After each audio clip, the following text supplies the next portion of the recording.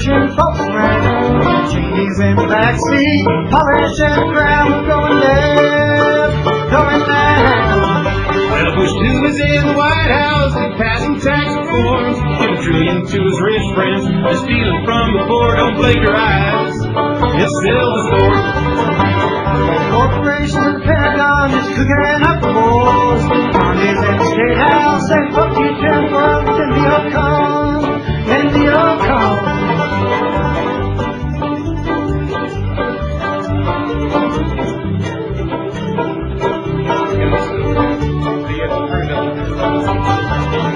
Well, Poppy Bush and Baby Bush and the party God, that's Bill G for gun and O for oil and G for drug, they gave us 911. Was an inside job. George Bush in the White House spreading fear across the land, tearing up our Bill of Rights as fast as they can. Won't tell her such a scam. Well, Collins at the UN just showing diagrams. Can't you see those weapons just scattered across the land? He's making deals. He's shaking hands.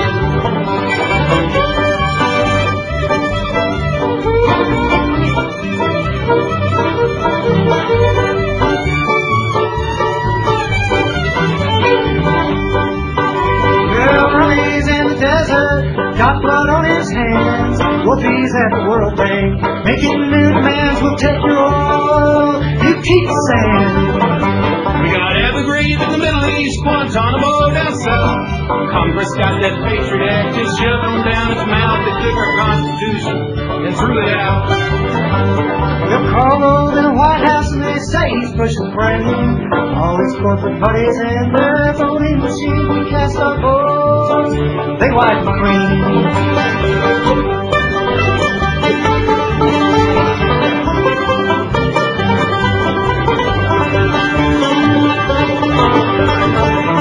Neo-Nazis stole the White House, now they're shooting for the world. Torture and police states and preemptive war, the Fourth Reich's here in America.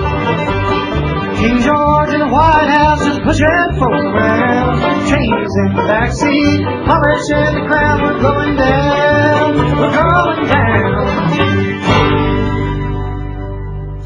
Good evening. This is Truth Quest with Melody and co-host Dr. Eric Karlstrom. And tonight, and that was Bluegrass Conspiracy and the Washington House or White House Blues with Dr. Eric Karlstrom playing the banjo and singing. And tonight we have a guest with us, Leuren Moret, and she is I will never get this down right. Okay, she's a nuclear weapons lab whistleblower. Moret has spoken in 46 countries and feels it's her obligation to share the devastating results of her research, which she began after working at 2 nuclear weapons laboratories in California from the 70s to 91. And Leuren, are you there? Did we lose her? Are you there, Leuren? Yes, I am. Okay, there we go. I always have these little adjustments on here. So, do you want to go ahead and introduce your, anything more to that background that I need to, that I missed? Oh, well, I'm a geoscientist, and basically they study the Earth and Earth processes. And it's an interdisciplinary field, and it's a very, very good background, probably the best scientific background you can have to understand radiation issues. So I feel very lucky to be doing this and serving humanity as a citizen scientist. Well, I'm sure glad that you found the time to join our program, and tonight the subject is going to be on DU and anything else that happens to. That's depleted uranium. I'm sorry, correct? Yeah. Yes. And anything else that happens to come along, that because I know Leuren has more of a background than just the depleted uranium, but I think it's a good subject to start on. So I'll let Dr. Karlstrom go ahead and begin here. Okay, well, I'll just introduce myself real briefly, since Melody can't see this time. I teach geography, physical geography at California State University, Stanislaus, and my field is geomorphology, soils, and climatology. So there will be some overlap with my interests and those of our guest, Leuren, who is now speaking to us from Berkeley, California. And I've had a chance to read some of your articles, Leuren, and wow, we all have a lot to be grateful for the work you're doing.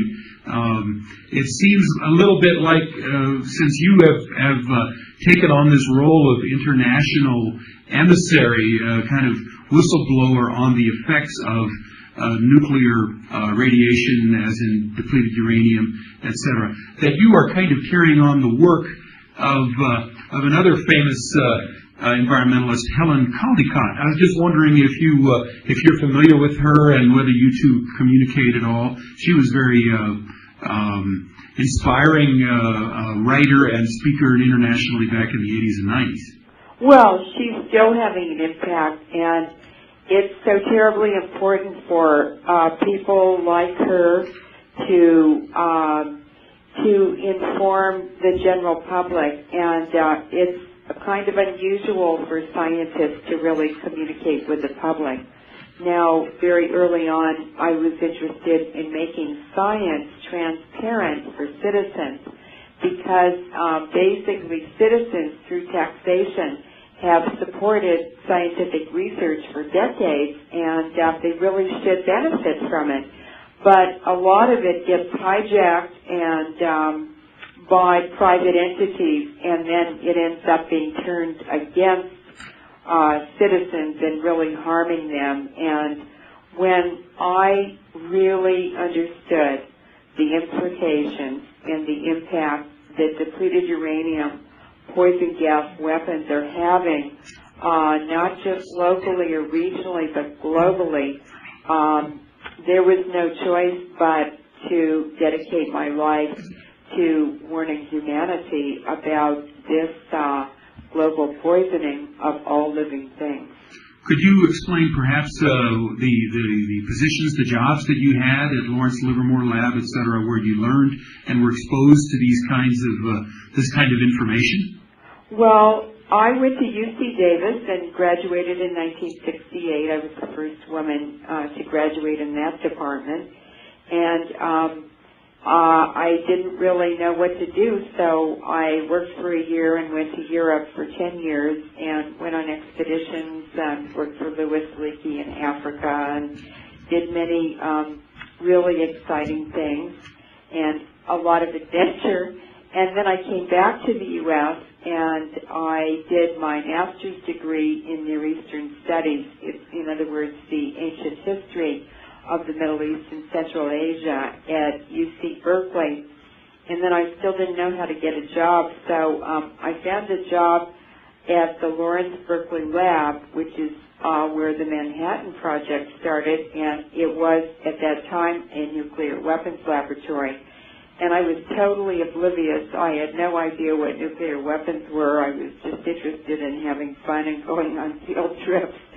And later on, I ended up at the Lawrence Livermore Lab. I was a single parent, and it was a place where I had a lot of freedom on my job to be able to take care of my daughter. And I still didn't know what nuclear weapons were. I was working on the Yucca Mountain Project and on the Superfund Project. And I actually became a whistleblower on both projects and just walked out of the lab one day in 1991. And I just said, scientists are prostitutes for the military and corporations, and I just didn't want to do that anymore. And little did I know that when you walk over that line, you get the Karen Silkwood experience, and there are many scientists who've been murdered by the University of California and the nuclear weapons labs, as well as beaten up and harassed almost to death. And of course, once you blow the whistle on the nuclear weapons program in the U.S., your career is ruined for the rest of your life. But I'm very grateful that they ruined my career, because because I'm doing the greatest thing that I could ever do in my life as a scientist and as a human being, and that is to warn humanity about the terrible effects of nuclear technologies. And they've caused global illnesses that are escalating and increasing. They've damaged the environment. They have altered, the effects have altered the DNA of the whole genome of the entire planet, which took 4.5 billion years to develop, and we've completely changed it in 50 years. And it's really, really very, very serious. Well, before we get into the details of that, Leuren, and before we find out perhaps what kind of a price you paid for being a whistleblower, could you explain just a little bit to our listeners about the Yucca Mountain Project? Because I think that does relate a lot to what we're talking about here. Yes, the amount of nuclear waste produced in the United States since the Manhattan Project in World War II, which was a secret project to develop atomic weapons, which were dropped on Hiroshima and Nagasaki. That program, as well as the nuclear power program and all kinds of military activities and civilian activities, have produced a huge volume of horrifically dangerous radioactive waste. And there is nowhere to put it. There's absolutely nowhere to put it because there's no safe way to store it. And I was working on something called the Yucca Mountain Project at Livermore in the late 1980s.